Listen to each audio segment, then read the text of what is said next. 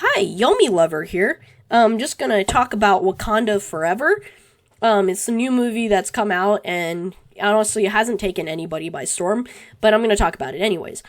A few things that I want to mention that happened in Wakanda Forever. There's the replacement of Tony Stark with Riri Williams, and a lot of people are not excited about that because, honestly, a lot of people like Tony Stark, but here's the thing. Robert Downey Jr. is getting older, and honestly, I'm not all for replacing him, but Riri Williams is probably gonna do that because they've already written it in the Marvel Comics, and it's already a thing, but not a lot of people are too happy about it because people are like, oh, maybe you could recast Tony Stark with Tom Cruise because Tom Cruise has wanted the role for a while. He actually auditioned for it, and he really wanted to play Tony Stark, so maybe you could do like an alternate dimension, multiverse version of Tony Stark, which would be interesting. That'd be cool. But they're not gonna do that because they're trying to, honestly, they're trying to make it, a lot of people are just saying that they're trying to make it woke, but honestly, in the film, Wakanda Forever, Riri Williams didn't really bother me, but obviously she is trying to replace Iron Man, but let's be honest here, Iron Man is, his character is pretty compelling because he did make his suit in the middle of nowhere in the Middle East in a cave, and then you have here in Wakanda Forever, Riri Williams has all the ample supplies that she needs, and she just kind of goes to Wakanda and gets whatever she needs, and she doesn't have those same circumstances. So, honestly, what they're doing is just Phase 4 run-of-the-mill Phase 4 shenanigans. But, honestly, what else could I say about this movie? If you go see it, it's probably okay to go see it. Like, I'm not gonna say, I'm not gonna strap you to a chair and say, oh, don't go see it, it's awful, you're wasting your time. Well, one other thing that I want to talk about was Namor. Okay. But I'm gonna say Namor because I read the comics. I've read a few Illuminati comics, so I would say go check those out if you want the full Namor the Submariner, I think, yeah. If you want more of him, I would say go read the Illuminati comics. They're well worth it. Namor in this one is changed to Mesoamerican, so he's changed from generic Atlantean, which was already interesting to begin with. A lot of people like, Cosmonaut Variety Hour are just like, oh, thank God it wasn't played by a white guy. I would say, even if he was played by a white guy, he still would have been Namor, but let's be honest, the design itself is silly, so maybe changing him to a Mesoamerican, mutant was a way to make people take him seriously, which is kind of, it's kind of laughable because, one, he does have wings on his ankles, and a lot of people are like, haha, the design is funny, it's, reminds me of Hermes. Okay, yeah, but, that's like your opinion, man.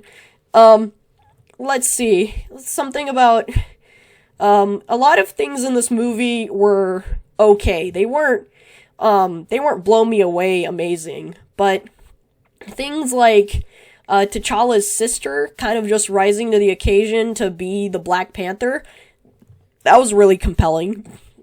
And a lot of people were kind of just doing hashtags on Twitter saying, recast T'Challa, and they're not gonna do that. They're not gonna do that because they already designated the Black Panther sister as the Black Panther, the new Black Panther. And it's kind of this story like, her just rising to the occasion to be and meet those expectations of being the Black Panther. And that is kind of compelling. That was okay in the story. I had no problems with that, and it's just like, okay, she's gonna be the new Black Panther now.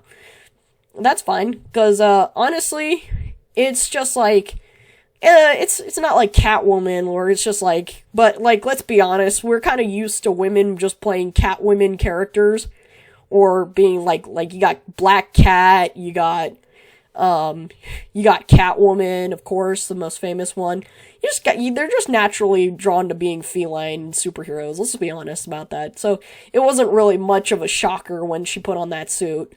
And a lot of people were still calling to recast T'Challa, and it's just like, well, that's not gonna happen, okay? So it's not gonna happen, and we get it, the Black Panther is a masculine and usually a man, but honestly, let's be honest, Marvel is not really following the comics. I mean, they are following the comics, and they're playing around with ideas and concepts, but some of these comics have gone woke, and honestly, it was...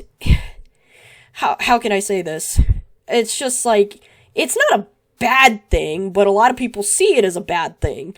Like, in this movie, the cast is primarily black, all except for, Bilbo Baggins. Let's just say he's Bilbo Baggins, because he's the only white character not the only white character. There's also that, freaking, businesswoman. I can't remember her name. I think she was one of the characters of the cast from, Friends, which I'm not sure about. I don't think it was, but I'm just like, I'm 50-50 on her being one of the cast members of Friends. But honestly, this movie was pretty okay. So if anybody is wanting to see it for a good time, if you're okay with the changes, like like, how's it? They're trying to correct you on how to say it. They're like, Namor. We get it. He's Mesoamerican now. But here's the thing, is that, like, I have kind of a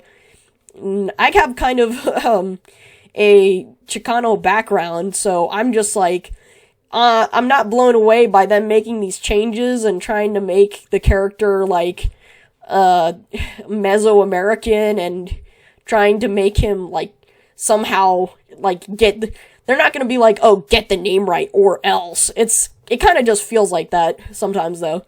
Like, they're like, get the name right. It's Namor, the Submariner. No, it's Namor, Submariner. That's how he's traditionally called in the comics.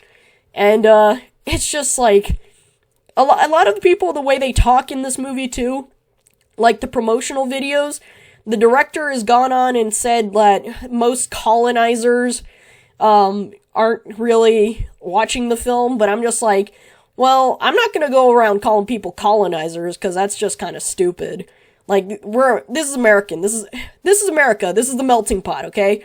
You're not going around differentiating people, calling them colonizers, and being like, your ancestors were Spanish conquistadors that traded slaves. Yes, not every history is perfect, but let me just raise the point that in Africa, Africans traded slaves all the time. They would enslave other tribes and trade them all the time. So, I'm just gonna go like that, because, like, every time somebody goes like that, trying to pull that argument, it kind of just separates people, and it freaking, does this thing where they're trying to separate people and make them go against each other, which I'm not gonna do, because I'm just like, cool, it's great that, Namor is a Mesoamerican, he's an Aztec warrior, but, it's just like, if it adds to the character, I mean, it kind of does, well, kind of doesn't, because they could have just said that he was Atlantean, but they're not going to do that, because they're not really following the comics, and they're just kind of doing their own thing, and just really just trying to change the character, make him something, like, trying to make him more diverse. I think that's what the director was trying to do. Like, I get it, but other than that, oh yeah, here's one thing that I was kind of against. Like, there was this guy on Twitter trying to say that he works out more than the actor who plays Namor, and honestly, it's just like, he's trying to body shame the actor, right? And the actor did put the work into getting fit and physically fit, as fit as he could get, to play the character, and it was fine, but a lot of people were calling him out on it, saying, oh, well, you're just body shaming, and you're trying to, like, make the actor seem like he's doing the bare minimum, which I'm just like, well, now that he's got a paycheck from this movie, he could easily work out. Yeah, I mean, that's true. He could easily work out with the paycheck that he gets from this movie, and then start, building and bulking up. which is pretty cool. It's difficult to do, but, you know, he could still do it. But, I mean, a lot of people were like, stop body shaming, which I'm just like, yeah, that guy was kind of a dickhead, which is just kind of funny because just trying to body shame an actor, and the actor already put the bare minimum that he could do into the character, which I'm just like, oh yeah, so what does this mean? I'm okay with Namor being Mesoamerican. It doesn't really add to the character, but it does make him a little bit more convincing. A lot of people were saying that the character of Namor isn't really compelling, like, what was it? Not as compelling as Michael B. Jordan's character in the first Black Panther. Like, his reasoning for why he does what he does doesn't make any sense, but honestly, this is the movie where, you know, they're trying to answer that question about, like, the seismic activity under the ocean near Wakanda. They were setting it up before an Endgame, but, you know, they were kind of just building up. They had a good 2 years to film this movie and do proper send-off to Chadwick Boseman's character, which is okay. I think that's fine because, oh yeah, they did that character justice. Like, they did Chadwick Boseman justice in this movie, where they do a proper send-off and they give him a funeral and everything, and it's just a goodbye to the OG Black Panther, which is pretty great, which is why I'm just, like, confused as to why people want to recast T'Challa, because, yes, it's not a man, but, you know, it kind of makes sense that his sister would take up the helm, so you're not gonna change that decision. And it's kind of like, I guess you could do, like, a multiverse Black Panther, or maybe, like, Killmonger took on the Black Panther suit. That could be something. They've already done it in What If. So, if you're interested in that, that would be pretty cool. I suppose if Marvel does that.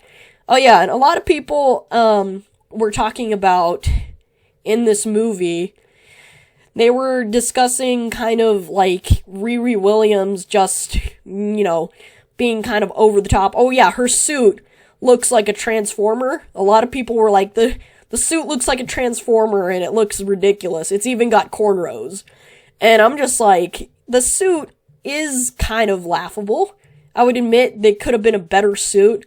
And I'm just like, she has a way better suit in the comics, and it resembles Tony Stark's suit a little more, but in this beginning, like with Black Panther Wakanda Forever, they're just kind of showing the suit that it starts out. Oh yeah, here's the thing too. I would say that it's kind of impossible for Riri Williams to top Tony Stark, because Tony Stark already built nanotechnology, and the fact that he built nanotechnology in his suit means that a lot of people pointed this out, and they said that he basically invented a way to cure cancer, because nanotechnology, nanobots could easily go into the human body and attack the cancer cells that are attacking the human body. So, yeah, he basically outdid Riri Williams that way, so, you know, there's one for Tony Stark. But they're not thinking about bringing back Robert Downey Jr. anytime soon, unless Marvel makes him a deal or an offer he can't refuse. So, I'm just like, the fact that Riri Williams is in this film, Wakanda Forever, it kind of fits, because, you know, like I said, the cast is mostly black, African American, or African, I don't know. And honestly, it's kind of makes sense that she would be her debut in this film. But as far as comics go, she's not a very compelling character to me, because I've never read her comic. So I guess I would have to read her comic to understand how she's supposed to be better than Tony Stark. But honestly, I don't see how she's better than Tony Stark, because Tony Stark, like I said, invented nanotechnology. And it's the fact that he's already done that just kind of one-ups anybody, I think. So maybe if they make Tom Cruise an offer he can't refuse, he could probably come in as like a multiverse version of Stark. They're already setting up Kang the Conqueror in Quantum Mania, and a lot of people aren't really looking forward to that film, because they're like, oh, it's going to be boring. And it probably is, because the Ant-Man films have not been the strongest films on the roster of Marvel. But, we'll see. So anyways, that's all I wanted to say about Wakanda Forever. Is it worth watching? If you're bored and you really have nothing to do, I'd say go watch it if you want to. And I've seen a few people dress up. It's not as good as, honestly, it's not as good as Spider-Man No Way Home. And that film got a lot of people out of their seats. I will tell you right now, theaters were filled to the brink with people cosplaying as Spider-Man, just showing up in costume and ready to watch the film.